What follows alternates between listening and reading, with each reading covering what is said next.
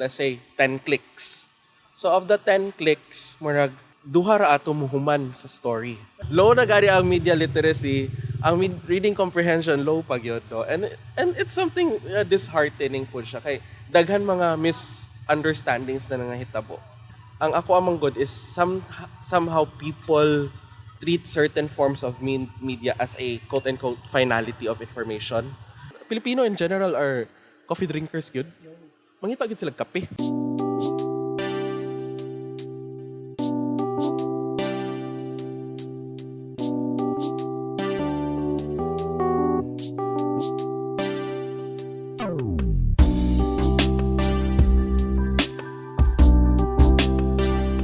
May big chance na wala na ipadulungan, so mga big chance na mga cancel taan niyo ba kung anong tagyaw-yaw, okay lang semua or ipang-cut lang nato.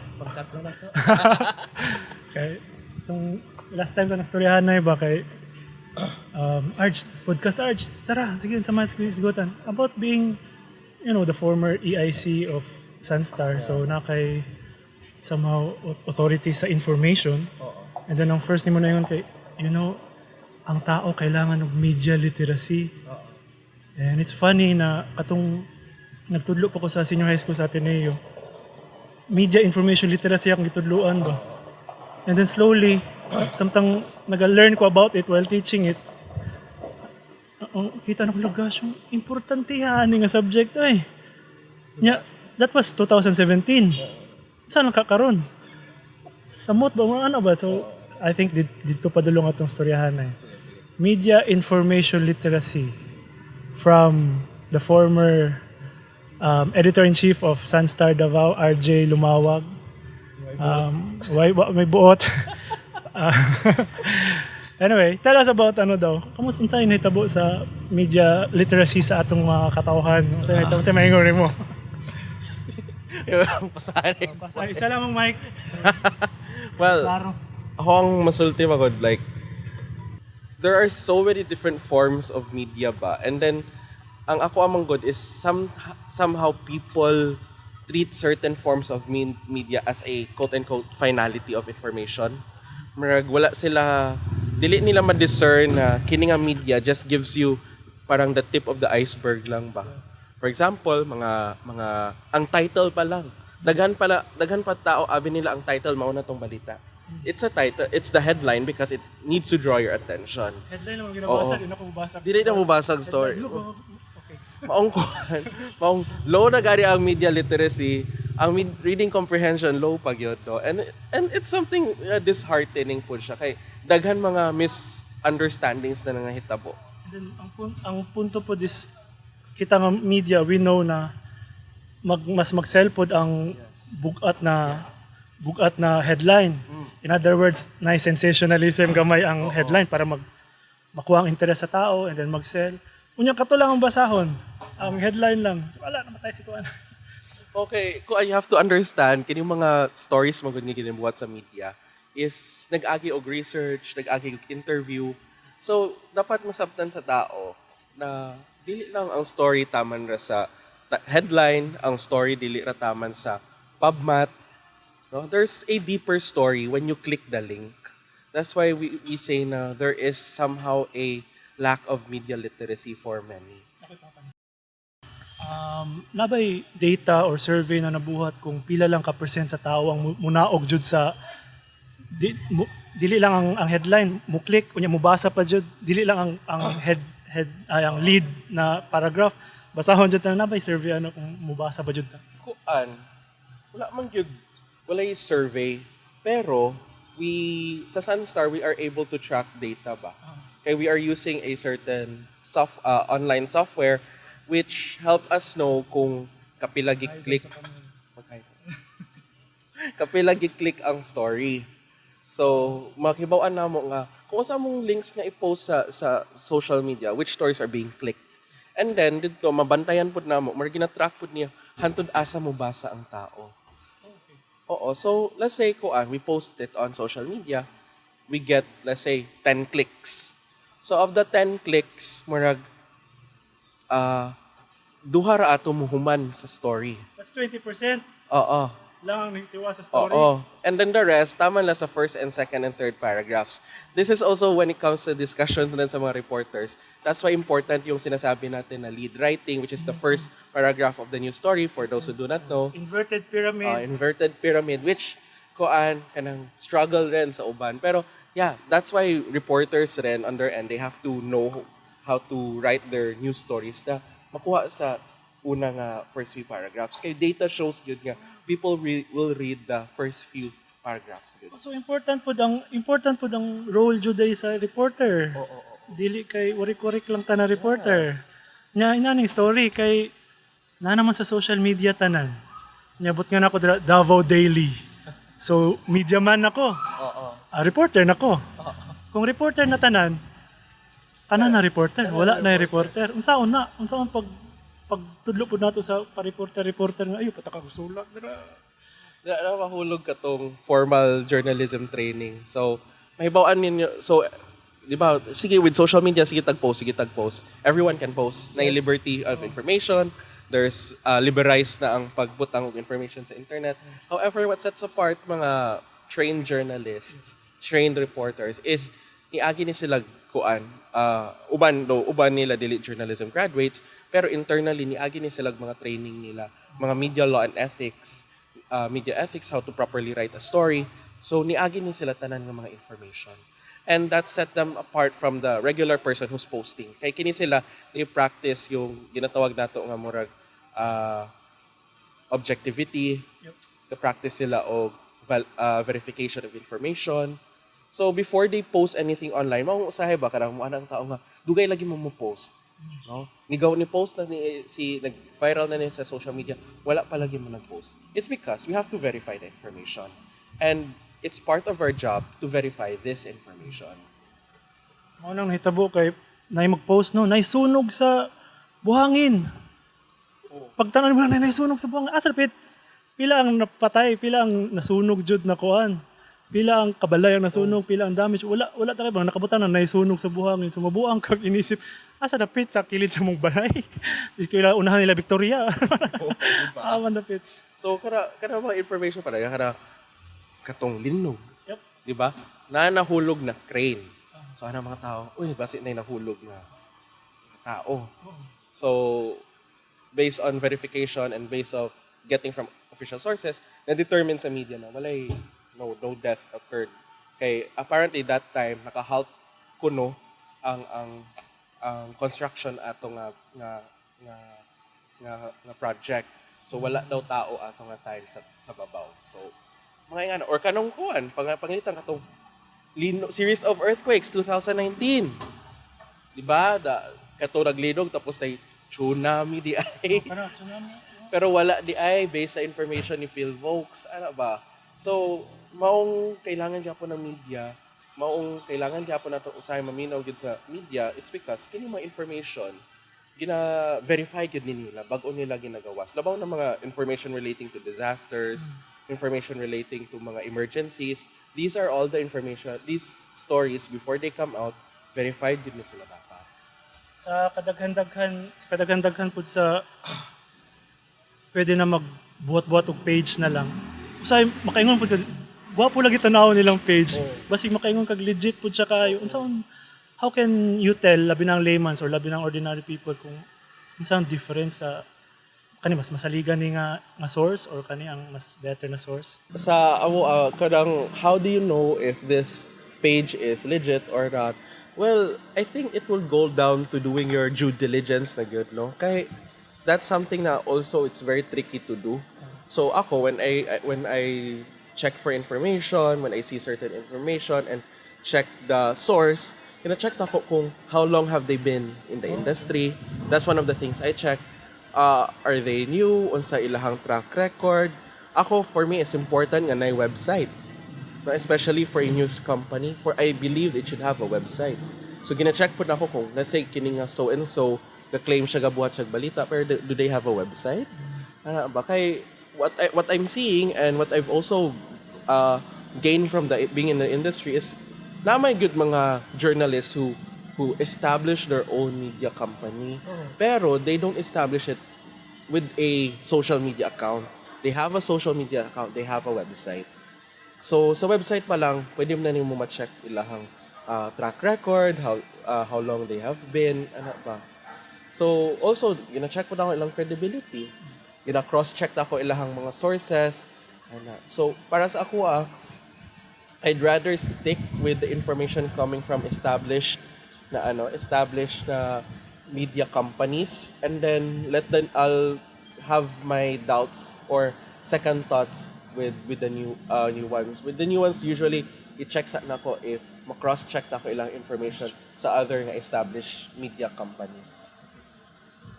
Due diligence, i-cross-check, tanawa na ba yung website? Oo.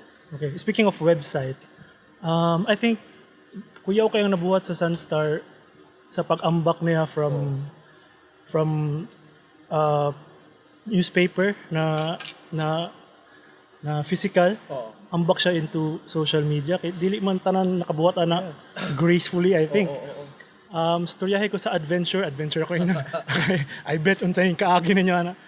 Storyahe ko sa pagtabok ninyo na guwapo niyo pagtabok towards social media or sa padulong sa internet. Well, Sunstar Davao is not new, or Sunstar in general is not new when it comes to digital media. Kay towards the late end of 90s, I believe 1997. Oo, Sunstar Davao was one of the first, or I think it's the first community newspaper to have their website established. So, 1997. Nanay website? Oh, so ato ka time kay nang 10 minutes pa mo load ang page. Oh, sa telephone pa. Oo. Tapos eventually si Sunstar Philippines nag-establish siya Sunstar Online early 2000s. Ang social media namo nga adventure what started just in 2017 I find it weird nga 2017 nagsugod tanan. Kanang kay 2013 na pero makuan pa ako ba? I go back when I started sa media 2013 gud to. And then makaano ko nga how fast things have changed. Kay 2013 dili pa kayo may kagamit og Messenger, dili pa uso ang group chat. But it's quite weird what happened in a decade. And then suddenly I left Half a decade? Di ba? No, ano kapaspas? I left Sunstar briefly. Tapos pagbalik na ko sa Sunstar ginatawag na mo digital transformation. So daghan na gi-implement like the use of Messenger, the use of Google Drive, plus shift dati ang unang nga page ni Sunstar Davao was Facebook account, dili siya Facebook page. Ang Facebook page ni Sunstar Davao started in 2015, 2014, 2016 2017 pagbalik na nako dira na gyud mi murag nagsugod og hiday-hiday na like nag-create mig mga programs, nag-create mig mga campaigns, eventually streamlining it around 2018 and 2019. 2020 kay with digital si COVID-19 gyud nag-push gyud no. So it was seamless for us to transition good tungod kay sa sugod pa lang we were already initially doing things kay we know diri padulong ang tao. Pag 2020 when things went digital due to the pandemic, it was easy for us to transition. Though naging challenges, especially with ad revenue. Pero when it came to content, when it came to office setup, it was easy for the team to transition. Pero everything was kadang struggle gyud siya along the way. No, kay daghan may adjustments, i-adjust na mo ang way of reporting. Mag-breaking news dili na namo na masulat. Among isulat na is ang unsay after ato nga breaking news, ana gud ka mga nahitabo. Ulan. Nag-change ang atong sinulatan. The way we write headlines, we changed kay I think sa social media dapat na medyo pagkakwela gamay, hugot gamay. And then how did you figure out or how did you get the timpla ba na morning mas ganahan sa tao to capture their interest, pero suddenly mo lawom siya. Yun sa pagkakuha sa ato style ato. Dugay pod no kay it all boils down to trial and error kay with digital media wala man gud kay marag reference point yun for everything. No, when we were shifting wala kay reference point ba. Unlike print nga daghan ka reference point kay print has been around since wala pa tagipanganak ana ba. But with digital media, there's a lot of things you have to consider. Kay kwan pud ni siya baka nang encompassing pud imuhang audience. So since ikaw mass media ka, encompassing po dapat you have to find a fine line good between mga readers and mga non-readers good do. Mga listeners and mga readers. Kuan kayo ka nang dako kayo imuhang dulaan. So it went ka nang nag trial and error ra gyud me, pero sometimes what works may not work the following day. So it's always a trial and error. Yeah, usahay surprisingly makaana mi nga ay kini dapat for gwapo unta ni. Yeah, pag check ta mo the following day dili na pud siya ang kuan katong least expected pag gyud mo article ang nag-viral. Generally, or sa imong mga na-observe, generally, wala na kayo. Anyway, gusto lang testingan nga na murag nagstoryahanay lang jud ta and it happens na nay camera. So inani ka informal lang mo ginabuhat, wala may lights and isa lang among camera. In frame pa ba siya? In frame na pero I think ako nang nasa tunga. Hello. Thirds na ka, thirds, lower thirds. Okay, nawala ko sa akong idea. Tama. Generally, sa imong observation, unsa ang naga-work sa Davaoenyo na headline, na topic, na style of saying things, saying important issues? I think mas makita na ako sa topics kung sa ang gusto sa Davao. Ang gusto sa Davao is anything Davao. You know, any stories related to developments in Davao. Take note na po.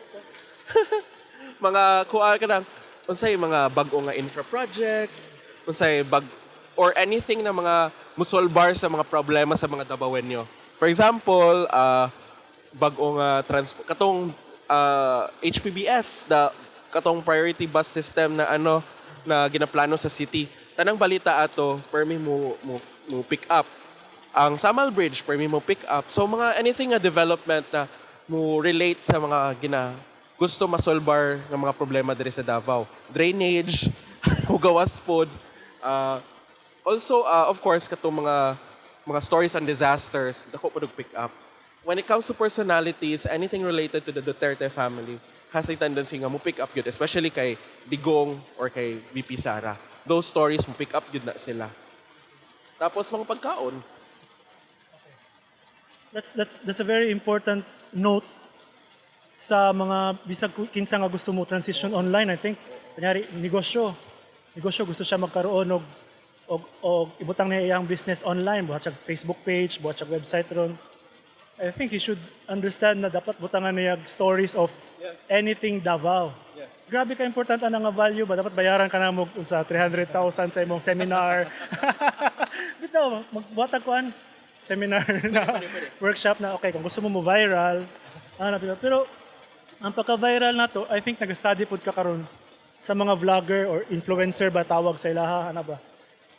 Do you also observe the influencers and now nabaliktad na nga somehow ang legit na journalist is also observing sa mga influencers pod kung yun sa nila pag At the standpoint man good for a news outfit. At the end of the day man good, dapat masabtan po sa tao nga mga news outfit kay businesses po ni sila.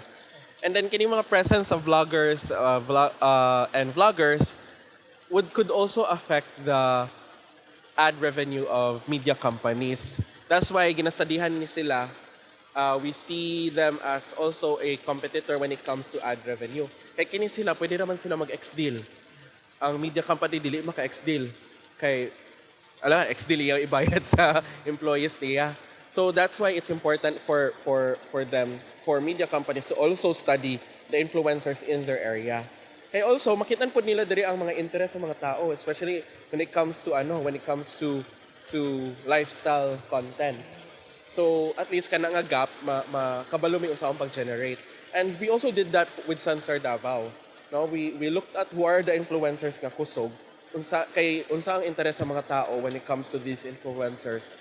So we tap them, we invite them to Sunstar Davao para mag-create mga content. We did it for Best of Davao, we did it for mga chat, kada mga talk shows namo. So it was also beneficial to the media company kay naka-increase mo siya engagement. On the other hand, for content creator, which is ako right now, I look at my sa i-promote mo, follow him. Yeah, follow me at Kape Diaries. Kape Diaries. TikTok, IG, Facebook, tapos kapediaries.com. Alright. So, kato, I also have to see kung kinsa ang nakauban ako sa industriya. Kay it allows me to see where I need to develop. It allows me to see the opportunities I could still take advantage of. No, kay para sa ako, pangilitan ang food. Daghan kayo sa food. So, daghan kayo ka-competitor sa food. So, what else could I do with food to up my game or to stand out? Ako, I try to go with stories. No? Pero, with food karon ako kay general food posting lang ko. Ang nakita na development ko nga niche was the coffee. Kape Diaries. And then it was a kuan gyud kanang murag off kanang gikan sa left field to siya nga niche. Kay Kape Diaries started as a journal ra gyud. Tapos sige, panindigan ko na lang kape. So nag-vlog na lang pud kog kape. So karon daghan naman kuan mga coffee influencers pod. So ano ko usaon ako to what could I do to set myself apart from just posting coffee shops. So I am slowly transitioning to creating stories, letting the stories of this coffee shop be known to people. So talking with the coffee shop owners, knowing how they got there, knowing why they entered the industry. So those stories are what I'm trying to churn out every month or every week. Pero it takes time than what I used to do, which is reviews. And what I was known for then was the reviews. So karon more on stories ako, less reviews.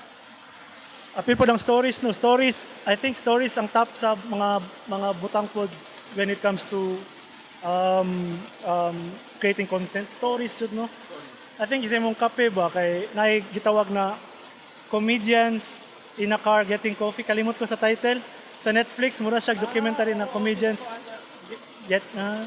getting coffee. Storyahan na lang dyan sila ni... Kalimot ko sa comedian. Storyahan na sila sa mga coffee shop ba? I think kaya itong gibuhat karon pwede ni precursor ba nga interview tag mga takiyag coffee shop or interview na to ang personality dito sa coffee shop na to para ma-feature ang coffee.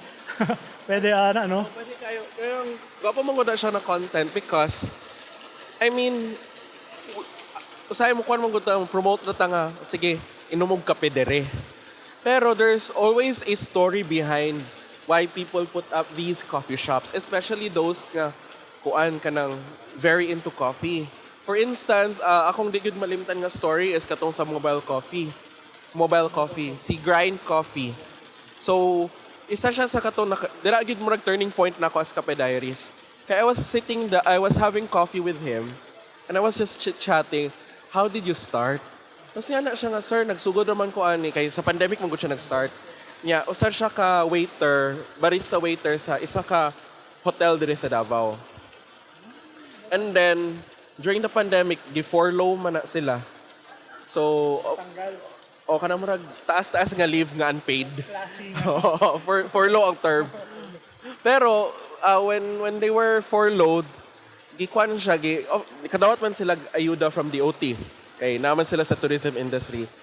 So, instead nga palitonon na to grocery, nagpalit siya mga beans, mga bottles, para mag-create o para magbuhat og cold brew. Tapos, from that, kung usay ang gikita ato, i-reinvest na po niya siyang business, hantod, nag-set up sila sa Ateneo sa Rojas. Naghulam na siyang kotse sa iyang father-in-law. Set up sila sa Rojas, dagamang ka-jogging ato nga time. So, every morning na siya dito, mga tao, after jogging, mga pisa iyaha. Apparently, one of the customers was a lawyer who has a law firm dito sa Adu. So, he offered this parking spot nga dito siya magpwesto every morning. So, dito siya. And then eventually, na-reinvest na po dito niya for a coffee cart until naka-establish sila og take-out counter sa may Rojas Banda. Tapos karon katong coffee cart niya na adra sa Abriza. Tapos karon cater silang event. So you can see ba kanang from how he started he was using his ayuda to start his business. Tapos karon kay na siya kanang small business owner, ga-roast po siya beans tiya. Tapos interviewin nato siya pohon. Kunya ang next interview nato siya kay na may mga 200 ka book franchise all over Mindanao. Ano ba no? When I was young, very young. Pero young yapon, young pamanta karon, younger. We were younger. Nung college pa ko ba kay tanong ko sa mga classmate, maibog ko nga na sila yung mga sakyanan, yata silang papa. Nga akong papa kay Uyamot Raman. Shout out sa akong papa, Ed Fer. Palangga gyapon ta ka bisag pobre ka. One of the OGs of journalism in Davao, my father. And I thought walay kwarta or sakyanan mahatag akong papa, pero ang iyang mahatag is connections, especially sa journalism. So kung gibuhat kay Masko man ko ato, so kung gibuhat kay nidol ko kang Ami Kabusaw, tita Ami, sa Mindanao Times. Ako, tita, pwede ko magsulat diri. Maso, gitagaan ko niya ID. Journalist na ko. 18 years old, 19 years old niya, journalist na ko. Choy na ka, hilas na ka. Ang gingon nato isa ka journalist po sa kuha. Oh, nana kay ID. Pwede na ka managpag pulis. Ara siya. Kunyahan ako na. Hala, ang papa sa akong girlfriend, pulis. Kidding aside, ang punto is power yung pasabot ato. Ang journalist, na-power. Kay kung moingon tag truth against someone like a police officer, ma-demote ba siya? Na-chance, di ba, inana? So, na-power ang journalist. Karon, who's more powerful than the editor-in-chief of a outlet, news outlet, di ba? So, ang question ako, I bet you have power there somehow. And how did you take the power or yung saan mo pag navigate through it? O unsa ba yung effect ato sa imo? Tell us about that. When you realize your influence or your power, quoting power, influence na lang para dili kayo kuan. When you realize man good your influence, it's either you fully take advantage of it or you used it. Ingon pa sila, with great power comes great responsibility, di ba? Kulang na dito data. Toby Maguire. Toby Maguire pa. Pero maumanggo na siya, kanang there are some who will take full advantage of it for them to maximize the advantages. Gusto sila libre nga hotel, paila-ila sila, kinsa sila. Use their network. Use, kami mga editors-in-chiefs kay dili man good amo ang connection is not just the communications officer. It's all the way up to the GM.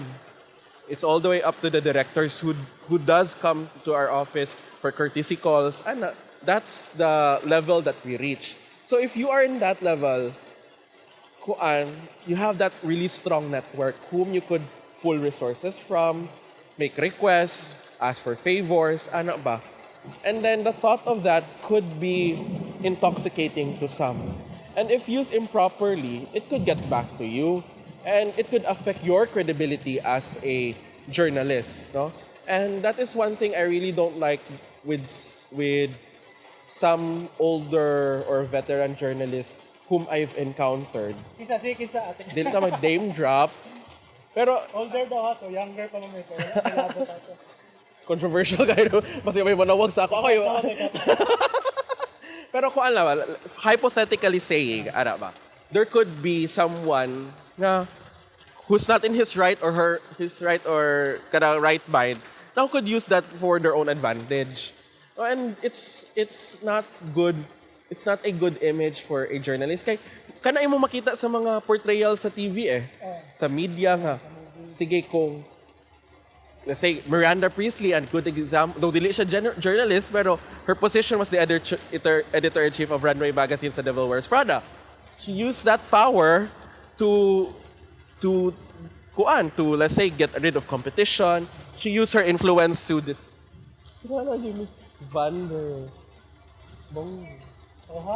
Van ang nag-add to diri, nakadaghan ang mga customers. So where was I? Okay. So yeah, like Miranda Priestley, she's using her influence to get her things way around. So that's the power you have as an editor-in-chief or as someone who is high ranking in the news industry, because people around you also understand your power with the pen, your ability to write things. your ability to change perception. I think that's one thing that many people fear, the ability to change perception. The ability to change perception, the ability to change images, ana. So mabuhat yun na nila. So that's the power you have. And then kami, we choose to use our power responsibly ba? Like help. Diba namin guests? So like, oo. Patay mo buhat. Anyway, so like ako, I use that influence to pursue stories nga that matter ba. Like sige, I want this na mother or child who needs help sa SPMC.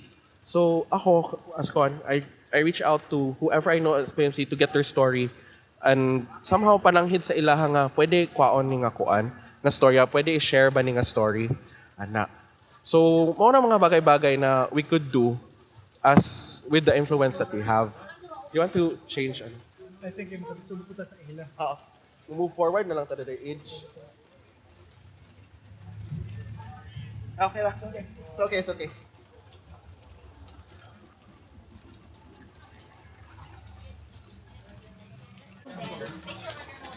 Interviewon si RJ sa mga... Ma'am, saan po na students? Abbas Orchard School. Abbas Orchard School. Tapos, Montessori. okay. College, high school. These are high school students. Tapos ang strand nila, business, no? Ang Montessori man good, ginaano sila, gina-encourage sila na mag-put up of business. So it's actually a farm school. So they have a farm, yes. Ang main branch na sa Obrero, and then ang high school nasa Mandog. So they just came from Mandog. Abbas. The Abbas Orchard School. Okay na butang sa video, ma'am. Sure. Okay. We are here to interview a fellow food entrepreneur. Yeah, you could say that. What's it like differentiating from like an ordeal restaurant to something like this, right? Because obviously, this is what we want. This is like perfect. So, yeah. So when we started with our coffee shop, we were originally thinking of yung full-scale coffee shop, which is yung building, or we will rent out a space. However, we went for this because of budget constraints, because this is much more cost-effective on our part, plus it fits our budget. So, okay. So, with this, we were just looking for inspiration on Instagram, on Pinterest. Eventually, we found that we wanted a trailer. So, when it comes to the creation of the trailer, we have to consider, would we want to drag it around Davao City, or would we want it to be parked here? Originally, the plan was to bring it to different parts of the city. One of which is Marilog, because every April we do a caravan there with some of our friends. So we wanted to bring that trailer there. However, eventually we realized that we could not fully bring this around because of the things inside the coffee shop, the trailer. So sa trailer kasi, if you're gonna think about a trailer, or if you're gonna conceptualize a trailer that you want to bring around, you will have to think about the equipment that is inside. So one of our biggest mistake was that we did not consider the things that will be put inside. You might consider having proper storage so that things don't just drop and fall. So if you're gonna have your team or your workflow, you also have to consider who runs the dining area, who runs the counter area, which is the trailer. If you're gonna have a trailer, you also have to plan out properly your workflow inside. So here we have compartmentalize the procedure and where the staff stands. So here on the leftmost side, that's where the order taking is. Because when people come in, they come in here. So the first person they see is the cashier. So he or she takes the order. That's why you can see the Gcash there, some of the menu is there, because that's the first thing people see. The next, beside him, would be where the drinks are being prepared, and also behind him. So when there are too many orders, the drinks are being prepared behind him to give them space here for complete orders and also for pulled shots. And the last person, the third person on the rightmost, is the barista who will be pulling the shots. So that person usually pulls the shot, and also that person is assigned for taking out the items inside the fridge because it is just behind him. So that avoids cashier from running to the fridge and also creating chaos inside. Well, the most difficult part, as you can see, is the weather. So when it rains, it's either we have no customers, sometimes in the evening because we only open until 9 p.m. So when it starts raining at 8, we opt to close because nobody will be coming in already. So, and the rain sometimes lasts for an hour. I think it was initially the concept of it because we were the first trailer type coffee shop in Davao City, so it was a breath of fresh air for the people. Before we opened, it's usually takeout counters or the standard mobile coffee shop, or let's say the full service coffee shop. But I don't think we've had a coffee shop like this before. So I think that's how we stood out initially. We did not do any promotion when we started. We just opened because we want to see how things go, and then I think it was basically word of mouth that helped us gain our footing in the market. My advice would be, before you start any business, is you ensure that there's a structure to everything. That was the biggest mistake on our part because we did not have an initial structure. We did not have a structure in terms of leadership. We did not have a structure in terms of the staff, the workflow. The staff and the workflow structure just happened after a month when we know how things go. The leadership structure also happened after 2 months, like who does things among the partners. We were able to establish that after 2 months once we saw how things are running. So before you do anything, make sure you also have a structure so you avoid the mistakes that we did. Aside from that, also know your brand. What do you want to serve? Who are you serving? And how do you want to position yourself in the market? So who are your target market? What kind of food that you want to serve? When it comes to the menu, I would recommend that you avoid having too many ideas on the menu. Like for example, you have Filipino, you have American, you have Chinese. It would be best if you stick to one kind of cuisine for it's something na balik-balikan ng mga tao. Like it also comes with the brand. Kay, let's say, when they think about this food, they think about you. No? For example, for us, when they think about Milo Espresso, they think about Hidden. Know also the food that you will be serving. And I would suggest that you start with a small menu. It is also easy for your customers to remember you and for your customers to understand what you're serving. And then eventually, along the way, you expand your menu. Angela, join us. Oh, dito, oh. Someone will sit here. Come here. Stay behind. Okay, good. Ayan. Angela, join us. Sige na. Let's have coffee at Hidden! Yay! Akong gwapo ganun ako nakita nga isa ka interviewhan no. Sa isa ka interviewhan ay nag-work, pero kung paminaw nimo sab na mga 5 ka buok topic dito nga pwede nimo himong 2 minutes lang. Pag-post nimo daghan dag views o mag-work di ay. Tapos sumuot day itong pulos niya sa iyang long form sa oras na nagstoryahan ay. Di ba? In snippets ana. Wala lang kayo system. Kinsa nag-edit, ikaw, ako. Kinsa nag-manage, ako po. Kinsa interview, ako. Ana dyan sa sugod, sagdi lang, mapormara ni kadugayan. Pero kung ano, good ka lang. Ang gwapo, maunang gwapo sa long form nga mga videos. Kay you have the opportunity to create, nubo man ang attention span sa tao. So, what I'm seeing on good is kanang they create long form content, upload nila sa YouTube, snippets nila na sa Facebook, na sa IG, na sa TikTok. So, tapos nagyod sila link perme. Napoy nag-work sa Facebook, na wala nag-work sa YouTube, na nag-work sa YouTube nga dili mag-work sa Facebook. I-figure out mo ba asa ang mas maayo diri ibutang? Asa ang mas maayo idikto ibutang? Daghan kay Kana ra gyud ako personally kay yes, content creator ko, pero di ko katong content creator nga sigig apas sa algorithm. Kay ako kay more like gusto ra nako mag-post because I want to. Wala ko gaapas nga na ay mga dili pa nako siya mahimog livelihood kung baga pa ba. Oo, so ako post, sige na akong post. Kung sa akong gusto i-post, maura akong post. Pero naagid mga uban nga gaapas sa algorithm. And then ako kay kasabot man pod ko kay mauman ilahang livelihood or part sa ilahang main income stream. Pero personally kapuyan ko kapas. Ay kani bagong algorithm ni so and so dapat mas kani mag-post. Ya ako nadunggan ron mas Facebook and Instagram wants you to keep on posting. And kapuya mag-post. Gani, ya. Ano, gusto na ako mag-post one video a day. 3 a week. Twice a week lang ba? Ala, so, kato siya ka kapoy ba mag-edit? Yes, sir. Ya ako ga-edit ako sa TikTok. CapCut, TikTok, IG, kapuya na ba kong edit ya. Pili pa kag music ya. Fang funny pag yun ang music sa IG dili ni mo maggamit sa music sa FB. Kay i-mute ni FB. So, gubot ka ayo.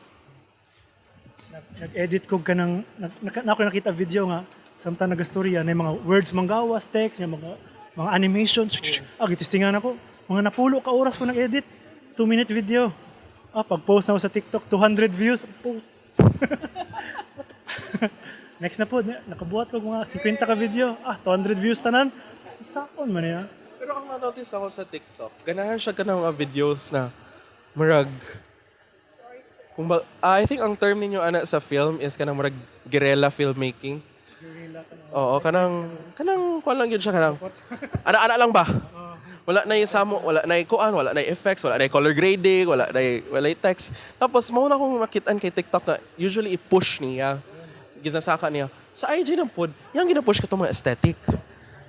Pero ako, tamad man ko. So kung sa'yo na sa TikTok mo, punto sa IG. Hindi man tagwapa ka ayo. Oo.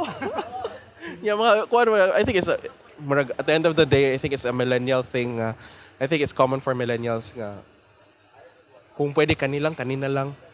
Ano ba kanang dili na kaya gusto daghan sa samok. Mao ko manotice sa mga millennials kanang mas for me millennials prefer sometimes a more streamlined. Basta ang millennials. Gani.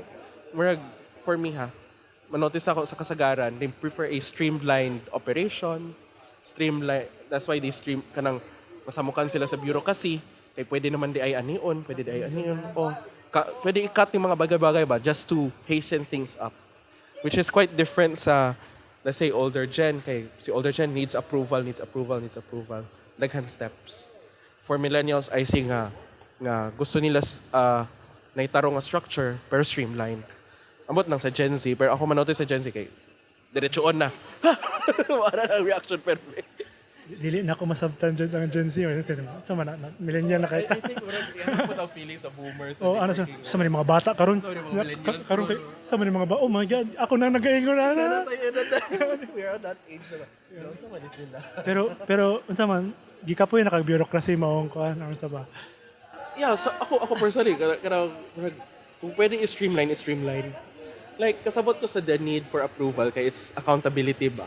Pero sometimes there are things na pwede nato nga i-beg off na kay it does not fit in the added na siya ba instead nga streamline pangalitan I know katong sa recently released the Bureau of Immigration katong bag-ong nga requirements niya for people's living abroad. Actually if you read that mura gyud siya pahawaon pa nimong Pinoy sa Pinas ana gyud siya kay kun kaayo daghan kaayo requirements ba tapos mura siya dati ang kailangan kung di mo magawas kay passport o ticket tapos karon daghan na digay ginapangayo ana ba so there are things nga pwede dili na i-complicate kung pwede i-simplify na lang. That's why appreciate na ako sa una katong business reporter ko ba natoy plano nga i-streamline ang business processing ambot nga wala na kuanto siya ambot ko na implement gyud siya pero Kasi wala nakadaog. Basi. Pero nakahinumdum jud ko kay katug yun ang isa sa mga reasons nga naman ang ubang mga munisipyo, ubang mga city mahimo sila competitive city in the Philippines tungod kay streamlined ilang structure. And I think one of the reasons nga naman katong time ni Digong ba is kanang isa ang city sa pinaka-competitive. Tungod kay nabaya siya rule nga 3-day ra ang process. Ambot ko gina-follow pa ba na ron kay wala naman ko sa balita so di na ako ma-check. Pero kahinumdum gyud ko sa time ni Digong implemented gyud to kay I don't think the city would be among the most competitive. It's dili. So, wapo po na ato na to na karon interview na to kinsay dapat interview about streamlining the business. Dili naman ta journalist. O ano man ta karon vlog or sa una whole pa karon medya na lang. Dito ba ina na to medya. Medya komedya na to. Medya na lang. Thank you, maraming salamat. Asa gikan ang coffee ninyo na gina-offer diri ang inyong mga beans? Asa gikan sa Ecuador sa Ang beans dire kay for espresso is Brazil. nganong dinhi sa Davao gikan mismo. Unsa pagsuporta sa mga farmers nato dinhi? Kulang pag-acting ato kay Ogie Diaz. Wala pa. Okay. Sometimes people wonder nga why some coffee shops here in Davao particularly are using foreign beans considering nga duol naman sa Mount Apo, Bukidnon, ana ba. What people fail to understand is mga coffee shops, depending on what coffee shops you're going, is naagid sila ginaapas nga flavor notes. For example, they want their coffee more chocolatey, more nutty, because kining mga chocolatey or nuttier coffee, these are the coffee that tends to complement milk well. Ato ang kakao dahil sa atong kakao dahil industry dahil. Taway mo to ba? Yeah. Kuan, kana siya, maong ginaapas na mo. So, for example, for Mount Apo, yes, lami ang Mount Apo. Pero para manggod sa amua, when we were doing research and development, dili siya mo bagay sa gusto namo nga i-achieve nga mga profile. Like, para sa ako, this is my personal preference. Ang Mount Apo manggod tends to sometimes be too grassy for my liking or too acidic for my liking. So, usahay, di siya mo bagay sa milk. No? So, Mr. Kape Diaries, nakatry kag daghan coffee because of your vlog. Unsa day ang mas panlasa sa taga Davao when it comes to coffee or hot chocolate sa ba? for Davao, among na-notice good is, kuan good sila, milk, naapa sila sa milk base. Oo, kanang milk and sweet coffee. Dili pa, wala. Wala pa sa movement ang mahibawan ka nga coffee drinker good siya kay iyang gina-order isang black coffee or katong mahibawan nimo siya nga kwan good siya kanang into coffee kay iyang orderan is ang manually brewed coffee or kanang ginatawag sa uban ka pour over or uban siphon, aeropress. O dili pa kaayo. Ang diri sa amo ang dako good is ang Spanish latte, ang caramel latte which is a sweet coffee. Puro latte. Puro latte. Guilty. So, pero that's the reason why very selective po sa amo ang beans kay for latte usually ang lami mo pare sa latte ang coffee beans nga na ay flavor notes sa chocolate or flavor notes nga nuttiness kay mo complement jud siya sa gatas or even sa oat milk. So, mao na siya pero you could always get local coffee kay dire para sa ako mas gwapo i-highlight ang local coffee using the manual brewed method or the pour over or kay mas magawas iyang mga uniqueness. Kung hinahinay na ma-appreciate sa taga Davao o katong mga tinuod ng mga coffee, sorry sa tinuod naman, katong Mga black. Black coffee jud ang hilig. Slowly day pwede jud day diri na ta mo angkat sa local. So, moingon man ko nga personally compared a few years back when I started Kape Diaries, halos wala coffee shop sa Davao. Di ba? Nag-Coffee Diaries ko pero wala coffee shop. Mas Kape Diaries because journal ko sa kapehan. Tapos, 2015 ako start ang blog. 2017 nisulod ang mga coffee shops. Spark Coffee. A few months later, si Mugshots. Tapos si Frag Cafe. Tapos si Purge. They were among the first gyud sa Davao City nga nag-introduce sa ato ang coffee. Pero naanapod si Coffee for Peace by then. Pero si Coffee Peace, naka-appeal na siya sa movement tungod kay naanapod ning mga coffee shops. Pero ato nga time, kay dili gyud kusog ang kanang coffee forward. People still see coffee shops as tambayan for study, for meetings, for chill lang. No, dili sila mo adto dito kay gusto sila mo inom og kape. Sa una kay gamay pa lang ang coffee shop when you started 2015. Imong followers 200 pa lang kabuok. Hindi ka nag-abot og Di ba kabot 100? 2017 kay sa dinhi ni ana. Oo. So sa karon daghan na. Maybe mabot pud ang point na basig hinahinay ta ma-educate na ang coffee mas lami kung mas matinud-anon kung katong pait na gi-brew jud nga gilok. And then what do you think about? Actually karon mas nag-educate na gyud ang mga tao. Kay I can say nga nag-elevate man gud ang coffee scene tungod kay sa pandemic. Di ba diri sa Davao kay nakaliquor ban? Tapos murag natagbaw ng tao sa milk tea. May orderan nga leisure drink, milk tea ra man imo mo-order o mga juice. May na lang nag-abre ang mga mobile coffee shop. So una na si Artisan Brew. Si Artisan Brew nag-abre na siya kay tula siya sa Las Terrazas, kay cater siya sa mga bikers. Offer siya pour over coffee kay Mauraya Makaya. Ato nga time. Then nagsunod si Grind katong sa Ateneo. Tapos naapod si B-Boy, si Capuenos. Si Capuenos ilado na kayo ron. Kay si B-Boy kanang nag-close ang coffee shop kay gitrabahuan. So dala-dala niya ang motor, dito siya nagpwesto sa Lanang, eventually nagpwesto siya sa may Carmelite. Oo. Sunod si Wenz sa Kanto Coffee. So kini sila nga mga mobile coffee shops, i-introduce nila ang pour over coffee sa mga tauhan. Oo, so these are the katong mga coffee gyud mga Ethiopia, mga Colombia, and each time you drink this coffee kay lahi-lahi man ang pag-brew sa isa ka barista, lahi-lahi pud siya technique of brewing, lahi-lahi pud imong experience. Kay lahi-lahi pud sila sources of beans, ana ba? So each time it's a different experience for each mobile coffee. And eventually people started to like coffee. Suddenly we saw a upshot, nag-exponential ang growth sa coffee scene. Murag, I remember 2021, first month na isa ka coffee shop nag-abre, si Life Cycle Coffee. Tapos murag lami po to siya kape kay home brewer siya. Gusto siya mo share siyang passion sa coffee, nag-open siya coffee shop. Post ako sa Cafe Diaries, isa to sa pinaka-viral na ko nga post. And then, na-introduce ang mga tao sa kanang coffee na iyang ganahan. Nagsunod-sunod na.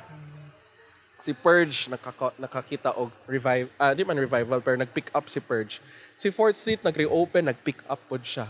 So kini nga coffee shops, they were all serving good coffee. So makaingon ko nga Davao City was spoiled with good coffee from the start. Even before the boom of the coffee scene, nanay Purge, nanay Mugshot, nanay Frog Coffee, who were already introducing good coffee. So that they already have a small following ba of people who love good coffee. Then the pandemic came, nag-start si mobile. All those who started at the beginning of the coffee scene boom in Davao City were serving quite good coffee. So of course, taas kayong bar nga giset nila. So ako, when we were opening Hidden, kulbaan gyud ko. Ano ko nga, maapas. Hidden na siya. Sa play with the word hidden. Ako, when we opened Hidden, ano ko nga, maapas man ako ang quality. Yeah, ako ba, of course, I've been blogging about coffee a lot. So people, when they know or find out who owns this, the people who owns this, they would expect na, you should be serving good coffee. There was really a lot of doubts opening. Medyo kulbaan gani ni ato kay, makaapas ba mi sa quality? Makaapas ba mi sa anaandan sa tao? Kay 2022 good mi nag-open, which is already the peak of the coffee scene. Which is already somewhere the peak sa coffee scene sa Davao City. Kay halos prior to that, mga 2 to 3 coffee shops were opening every month. Dili mahimong fad like milk tea or pag-uso na daghang kay ni sakay sa bandwagon ta sa dili basi mawala taw ang coffee or asa ta padulong sa imong projection sa imong. Ako, dili man fad. Fad siya for those who entered the scene because they see there's a trend. Oo, pero if you come in with passion, I don't think you will see that this is a fad lang. Filipino in general are coffee drinkers good. Mangita gid sila kape. No? Bahala na usa ng kape lang pangito. Gusto sila black na pait-pait. Gusto sila dili kayo. Basta na kape. And then coffee is a social drink man good. Di ba? Karang go out with your friends. It's either nga inom ta or mga peta. Alas 3 sa udto. Oh, alas 3 sa udto mga pe. Tunga sa kadlawon mga pe. Pero weird po diri sa Davao kay alas 9 mga pe. Alas 8 mga pe, green coffee. or Starbucks, or kung kisay late manarado. Bahala na magsiga, pero mangape. Na magani diri mag-order nga. Kuan, hala, oy magkape ko, pero basta di ko katulog. Order nga po ng kape, half shot lang. So I don't think na coffee is a fad. It has its it's the regular cycle of things na it will have its peak, it will have its down. So I think coffee now still has its peaks, but eventually it will have its down. But it will also return to its peak. Ano, it's the cycle of business. Mabot ba ta sa panahon na ma-educate tarong na mao ning lami na kape, then suddenly kuyaw rin yung flavor sa coffee kung na ang beans gikan sa local farmers nya basig mo maka-benefit po ang local farmers nato sa mga coffee. What do you think? Maabot ba ta dira or sa panahon? I think we are there na. No? Kay many coffee-forward coffee shops are very intent on telling people where they're getting their coffee. I mean, I just want, I think people just have to listen to the baristas. Kay, usay mo order nga ko ana. Gusto ko Colombia. Susugod og storya ang barista about Colombia beans na imong gi-order. Kalit na katalikuran sa customer, kay malingkod na siya. Ano ba? Pero kung ano man good, karang nagyan mga coffee shops na very intent of telling you about the coffee. Tapos ikaw, if you really want to know about coffee, you ask the people. No? Most of the coffee-forward coffee shops are willing to share about coffee. So, daghan na sila ron. You have, of course, si Purge na, si 4th Street. You could also ask us. We really do our best to equip our team. No? We educate them about coffee, where the coffee is coming from. We also let them understand about the local coffee scene. For pangalitan nga, no, wala tay, they also have to be able to answer the people who ask, especially those who ask nga, why are you not using local coffee beans? No? So we have to teach them how to explain to people why local beans are not being used. Sometimes it's because of the availability of the supply. Diba? Sometimes it's the taste preference mismo sa owners. Ano? So it just differs kung where you go. In fairness, mga coffee farmers ron, especially katong mga na-train gyud like those sa bansalan, ga-roasting na pud sila bakofa. And also kabalo sila mo explain silang kape. Diba? So if the customer base also is willing to grow with the coffee shops, it will also translate to the farmers. Kaya now people will demand quality coffee. So, ka mga farmers will also be able to, okay, mao ning demand ron. So, we know that we have to produce quality coffee. And in turn, kanang the quality coffee they produce, mas mukuha na siya, mas mo benefit pud sa ilaha in the future ba. I think, good example yun ang Bacofa kay now they understand the value of quality coffee. Basin ako yung mga wala na pangutana na lami istoryahon or ignorant nimo about journalism, about media literacy, about coffee, and kung about life, mga another 3 hours nino. Na lang, I think about journalism na lang. For, I think tambag yun for mass communication students, no?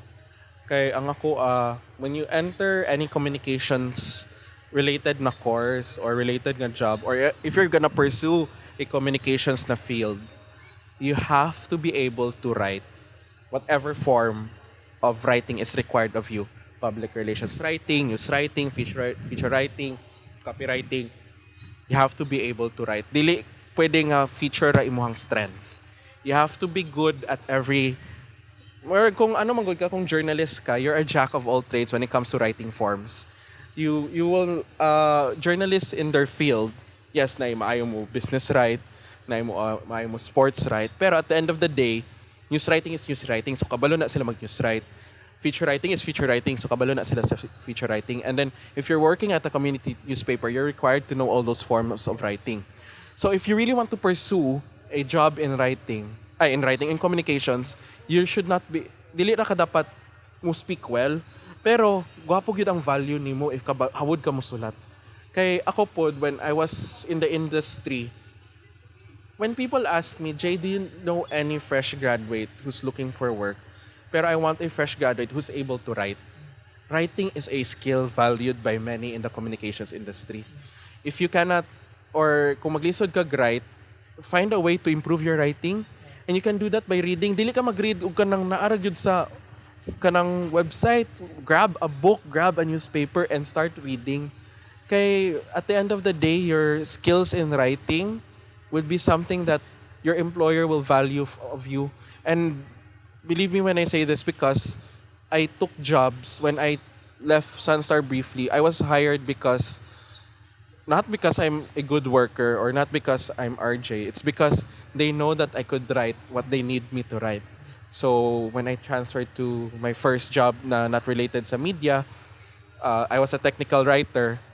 They took me because I know how to write about the power industry and I have an understanding sa power industry. So my writing there was ranging from public press releases to speeches to even technical reports. And all I did was write.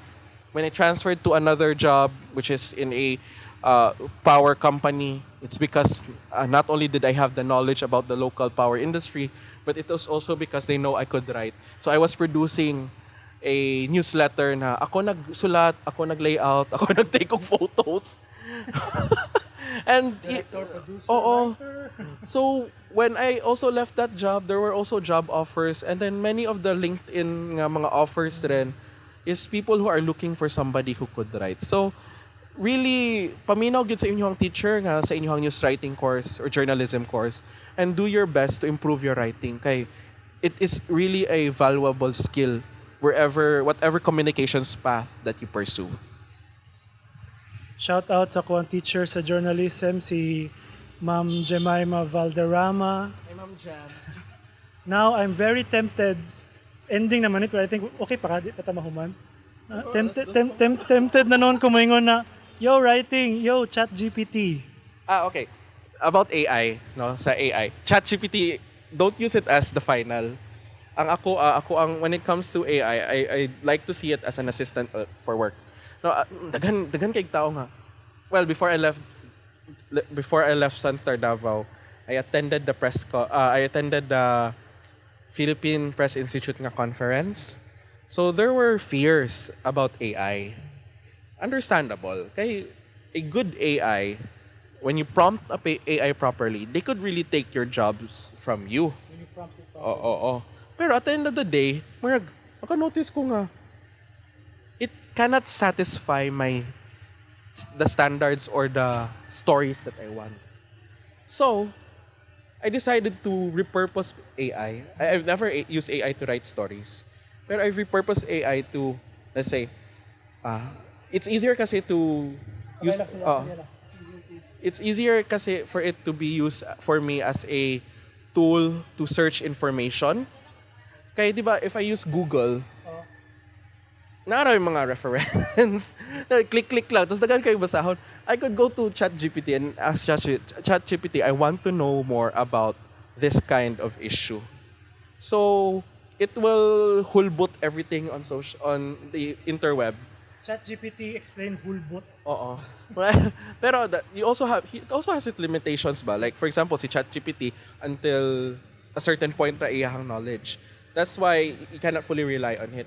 I also use Bing. And then you have to prompt it some more. You have to prompt it some more. Kay, nato ako, let's say, ChatGPT, I need a caption for social media. Ihang mga ginabuhat kay OA kaayo. Like, OMG, I went to this astounding event that is life-changing. Asang life-changing ani nga event? Time out sa Bing ha. Balik sa Bing. Does it help na journalist ka hawd ka musulat daan when it comes to prompting ChatGPT? Like, ChatGPT, can you use less adjectives and show, don't tell? Oh, actually, yes. Kay ako anak ko nga. For example, sa ubang sideline na ako, dili man gid maiwasan nga mahutdan tag ideas. No? So, ako, mag-prompt ko kay ChatGPT, hi ChatGPT, I always be polite kay ChatGPT kay they learn, di ba? So, dili ko gusto AI nga maldito. Mangluod. So, gusto na ako, buutan ako mga AI kay dili ta gusto maparehag iRobot. Kita mo mag-iRobot? Old school. Kaya 2000s kayo sa lida. Pero kung God kira, mana ko nga, ChatGPT, I need a caption for, dapat klaro gud ka kay ChatGPT. It's like giving instructions to an intern. So, mana ko nga, I need information on this thing. Can you provide me a 50-word caption on this? Tapos do not use emojis, do not use hashtags, auto-generate na siya na. Tapos, maana ko nga, provide me with several options. Tapos, maana po ko, I want the tone of the captions like this. I want the direction, this caption is for like this, the audience is like this, the person posting is like this. Pero dili pa na ko na siya ipasulat. Maana pa ko nga, do you understand? Do not write yet, do you understand? Natunan po na ko na sa TikTok. Unsa tara ni mo? Tapos wala siya nga, tubag na siya, yes, you want this. Tapos ako, okay, begin writing. Sulat na siya, provide na siya sa akong options. And that's where the fun part comes. Kay ikaw nga journalist, you know what's good, you know what's bad. So, usahay ka ng hit or miss. Ay, dili, usahay, hit or miss, good na siya. So, due diligence, take from there, marana kag nag-zone in o good parts. Like what speechwriters do, like, di ba, kung magbuhat og speech sa mga executives, pulo na katao maghimo. Like, kana something that people don't know. Mga, let's say, mga government officials, ang musulat nag-speech nila, usually duha, tulo katao, kung dili isa.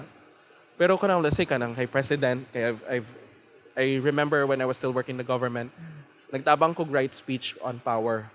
So, ako nagsulat, somebody from the Office of the President nagsulat, amo ang Public Relations Department nagsulat po. Tapos, gitahi ra nila to tanan. So basically, you're doing the same for ChatGPT. You're combining all these ideas to make, But, at the end of the day, dili siya finality. Kay there's also, there's also another useful AI. Nga, sige kong promote lately, Bing Chat. Bing kay, kanang annoying siya nga search engine before. Yeah, gani. Pero lately, kay naka-Microsoft Edge ko ba? Okay. Tapos, magawa si Bing Chat. So, saan si Bing Chat? So, nag-chat report ko kay Bing. AI ni Bing. Tapos, Sa Bing. Bing, salamat Bing. Silingan nila ano man yun. Yang kagwapo mo kay Bing Age kay iyahang dili limited iyahang knowledge. So I could get the latest knowledge like on the day. Ang tawag ni mo na kanang Murag mo crawl ano mo to like real time. real time So, ang Bing. oh. Ang ChatGPT murag Oo. pa kayo 2003 karon dayon. So ano ko nga, Bing, hi Bing, I need info on these things. Tapos ang kagwapo kay Bing, dili na nimo siya kailangan i-prompt para mag-provide sa imong sources. Okay. Automatic siya ga-provide og sources. Naka-footnote. So, if you're using, I think, Siya po magbuhat ng mga API na reference na pwede. Bing is very useful. Naka-notice ko nga, Bing is very useful if you're researching for school. Si ChatGPT could use it for other things, pero si Bing, I use them both sparingly. Libre na si Bing. Mao kong ganahan sa iya ha. Yeah, gusto pa na ako i-try si Google. Oo. Google. Okay. Ingon pa sila gwapo po si Google, pero wala pa na ako na-try. Si Google AI na daw siya. Pero ang ending sa point ni mo ginaingon, don't use it as a Final. final na dayon. Oh, you use it to create whatever you need, pero at the end of the day, you also check it kay it will always sound robotic. Oh. Tapos if ang kuapod, if you keep on using it, it hinders you from growing ba? Like you're very reliant on something, and reliance tends to to birth people who are not thinking critically. No? So, nag-evolve ang AI, nag-evolve pud ka. oo. Duha mong utok. So dapat mo mag-evolve duha, dili ka pwede magpabilin kay mapareha ta sa Wall-E, mapareha ta sa Aeroport, sa katong sa ito, The Matrix o katong Odyssey 2000 nga AI pud tong 2001. katong 2001 ni Stanley Kubrick. oo, katong AI pud ilang kalaban ba. Nice. O si Kuan sa Resident Evil, di ba? AI pud ilang kalaban ato. Red Queen. Oo. So di ta gusto mapareha mga ingana nga salida ha. Okay. So kung musaka si AI, musaka pud ta, I like that. di ba? Okay, let's go to coffee. Basig na kay gusto invite people or Yes. remind or educate. So continue to support your local coffee shops. Mao gid akong gina-permit kina ending aning mga storya sa coffee talks. Kuan, continue with the coffee that you like. 3-in-1 na kuan, no? Tag 14 sa Twin Packs. Maulo pag yapon 3-in-1 ang mga kape kay butang nila kape, gatas, tapos ay sweetener. 3-in-1 ang yapon. Tulandan. Okay, go. Pero at the end of the day, manggod, kay nang when you support your local coffee shops, you're supporting a dream, as they always say. You're supporting the people who are working in it. You're helping provide food on the table sa mga people na who work here. And you're also helping farmers. Okay, kini sila they source from from resource sustainably man. Kinapangita gyud namo kung direct gyud ni sa farmers. So support your local coffee shop and enjoy the coffee journey. Ayaw ra kayo ka-pressure sa ubang mga coffee enthusiasts nga mulingkod didto sa imong tapad nga maghiskot kayo say notes sa kape. Ang amo adere particular sa hidden kay we want you to enjoy your coffee journey. So kung karon gusto ra ka maglatte o sige latte sa ka tapos hinay-hinay kag explore sa coffee, no? And then, nakakagingon about sa life ganina. Although pwede ni part 2. Pero basic pwede, short lang na introduction na gusto nimo ingon sa life. Sabi, dito ta sa Don't Burn Your Bridges, imong gingon, ano sa ba? Kung sa life, ang isa ka life hack yun ako natun-an nga I think everybody will benefit is always be kind. I mean, kapila ni gisulti sa mga tao, always be kind, be respectful, no matter the situation. Bahala na giservan kag gihatagan kag bad service or unsa ba. If you could be composed and be kind to people, it really makes a difference. Kay of course kung suko ka nya imo mag-outburst ka sa ubang tao, mag-outburst pud sa balik sa imo ha. Trending mo. So ang ako be kind to people no matter the situation. Try to always be respectful, try to always be polite. And what I notice is the more that you are respectful to someone, the more you are kind to someone, especially in gikan na sila kanang gikan na sila yaw-yawan sa customer, you get the better service eh. Kay they like to serve you. Kanang maganahan sila serve kay labad buutan ka nga customer. Ana ba? And then gwapo gyud imong service na experience. So mura na siya echo chamber in terms of service kay nakapila pud ko experience each ba ana sila nga mahinumduman ko nila. Like hinumdum lagi ka sa ako. Ay sir, ikaw man tong customer mong walay labad atong adlaw. Pero nga di ayon sa day ito na adlaw kay puro sa iyo customers kanang maldita, sige kasuko, ana ba. Tapos they were just doing their best. Nya, kini man gud mga tao sa service industry kay kuno gud sila kanang naningkamot pud sila ba. Kanang para sa ako dili angay nga syagitan gud sila. Pwede nimo storya ko ng manager kung naa sila nabuhat ka sayop.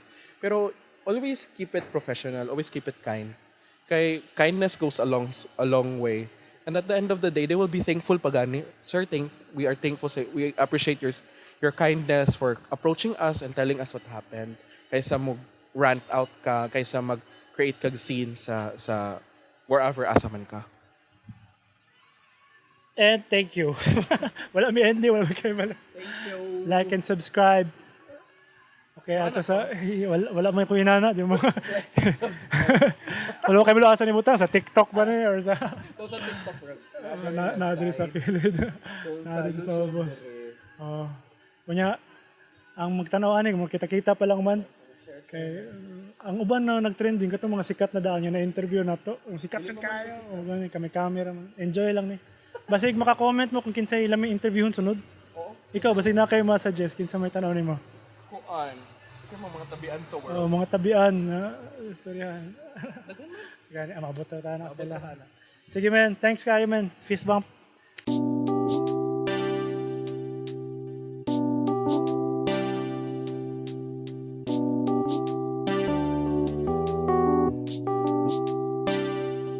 Oh.